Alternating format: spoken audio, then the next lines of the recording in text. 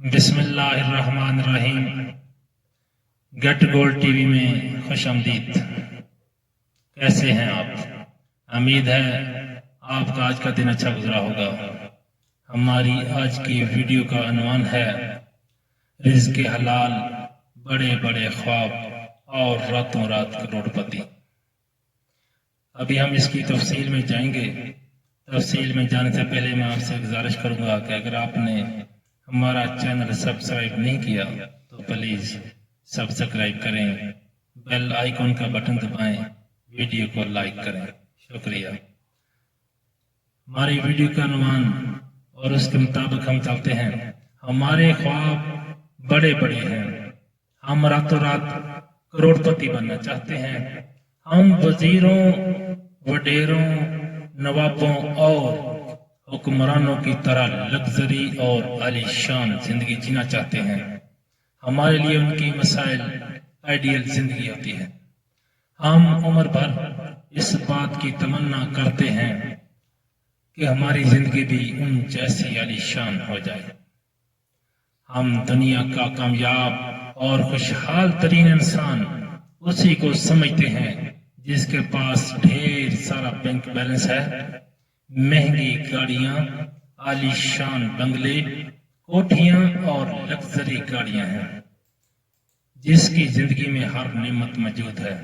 हम हमेशा शिकवा के ना रहते हैं कि हम गरीब घर में क्यों पैदा हुए। हमारी फिल्मों, ड्रामों, नावल, अफसानों, डाइजेस्ट और कहानियों में भी इसी स्टोरी पर बहुत कमाल से काम किया जाता है कि आम बंदे के जहन में ये बात बैठ जाती है कि इस दुनिया में गरीब बंदे की कोई जगह नहीं। कामयाब होना है तो मालो दौलत के ढेर लगाने होंगे।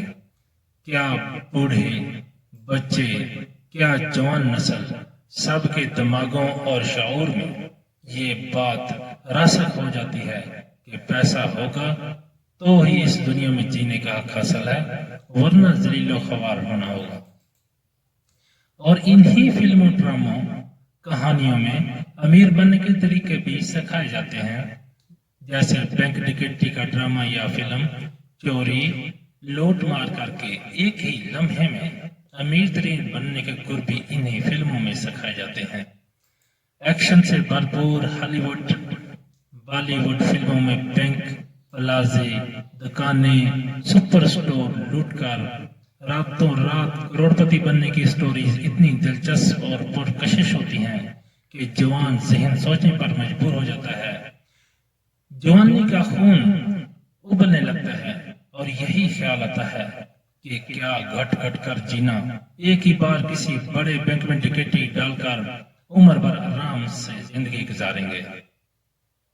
इसीलिए तरक्की याफ्ता ममालिक में बहुत सारी बैंक डकैतियां और चोरी की वारदातें फिल्मों से सीखकर अंजाम दी जाती हैं। सारी बैंक डकैतियां और चोरी की वारदातें फिल्मों से सीखकर जो अंजाम दी जाती हैं, और दिन रात जब यही जुनून सवार होता है तो हम इसी के मुताबिक प्लानिंग करते हैं। हम ऐसा तरीका ढूंढते हैं जिससे हम जल्द से जल्द अमीर तर बन जाएं। ऐसा शॉर्टकट ढूंढते हैं जिससे हमें ज्यादा मेहनत न करनी पड़े और थोड़े वक्त में सब ख्वाहिशात और ख्वाब पूरे कर लें, चाहे वो रिज़्क़ हराम तरीके से ही क्यों न आया हो।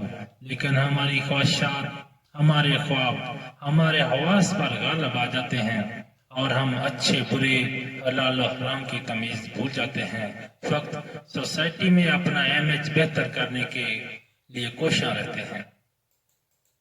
हम मेहनत, मशक्कत और हक हलाल से कमाई जाने वाले रिज़्क़ पर खुश नहीं होते, क्योंकि हलाल का रिज़्क़ थोड़ा होता है लेकिन हलाल का होता है, उसमें बरकत होती है।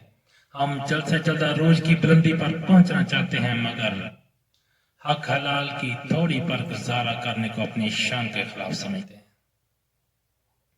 यही वजह है कि हम फिर फ्रडी, कमीनों और कंपनियों के हाथों चढ़ते हैं।